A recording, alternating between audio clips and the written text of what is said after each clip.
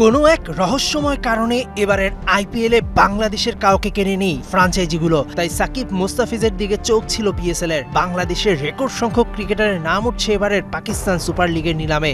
11 জানুয়ারি বেলুচিস্তানে নিলাম হবার কথা থাকলেও রিয়াদ হৃদয়দের অপেক্ষার প্রহর বাড়ছে। লজিস্টিক ও রাজনৈতিক কারণে উত্তপ্ত বেলুচিস্তান থেকে সরে গেল পিএসএল এর ড্রাফট। পাকিস্তান ক্রিকেট বোর্ড ড্রাফটের সময়সূচিতেও পরিবর্তন এনেছে। পাকিস্তানের সব গণমাধ্যমের শিরোনাম বেলুচিস্তান থেকে সরিয়ে ড্রাফটের ভেন্যু হিসেবে লাহোরকে নির্বাচিত করা হয়েছে। পিছিয়ে গিয়ে সেটা হবে 13 জানুয়ারিতে।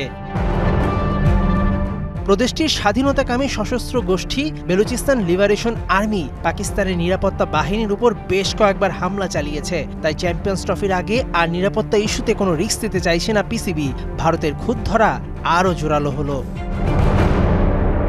পিএসএল এ প্লাটিনাম ও ডায়মন্ড ক্যাটাগরির নিলামে থাকছে বাংলাদেশের 8 ক্রিকেটার: মোস্তাফিজুর রহমান, সাকিব আল হাসান, মাহমুদুল্লাহ রিয়াদ, হাসান মাহমুদ, রিশাদ হোসেন, তানজিম হাসান সাকিব, তাসকিন আহমেদ ও তৌহিদ হৃদয়। লো ক্যাটাগরিতে আরও উঠতে পারে বাংলাদেশের 22 ক্রিকেটারের নাম।